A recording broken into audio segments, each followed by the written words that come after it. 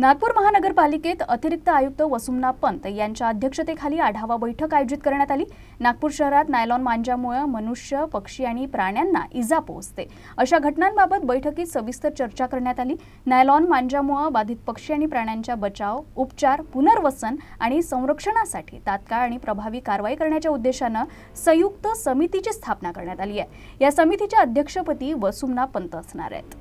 या संयुक्त समितीत शहर पोलीस विभाग, अग्निशमन विभाग, वन विभाग, घनकचरा व्यवस्थापन विभाग, न्यूएन्स डिटेक्शन स्क्वॉड तसंच मनपा पशुवैद्यकीय सेवा विभागाचे प्रतिनिधी सहभागी आहेत। बैठकीत नायलॉन मांजा हा केवळ माणसांसाठीच नव्हे तर पक्षी आणि प्राण्यांसाठीही गंभीर धोका असल्यावर भर देण्यात आला। नायलॉन मांजा विघटन न होणारा असल्याने तो झाडं, वीज वाहिन्या आणि इतर संरचनांवर दीर्घकाळ अडकून राहतो। त्यामुळे पक्षी व प्राणी जखमी होतात आणि त्यांचा मृत्यू होतो।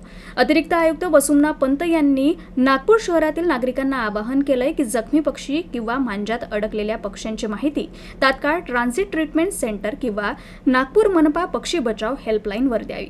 ही हेल्पलाईन 24 तास सुरू राहणार आहे। नागपूर महानगरपालिकेने सर्व नागरिकांना विनम्र आवाहन केलंय की प्रतिबंधित नायलॉन मांजाचा वापर करू नये व नगर प्रशासनाला पूर्ण सहकार्य करावं। सक्रिय जनसहभाग, वेळेवर माहिती आणि विविध विभागातील समन्वयातून माणसं, पक्षी आणि प्राणी यांच्यासाठी सुरक्षित आणि संवेदनशील शहर निर्माण करता येईल।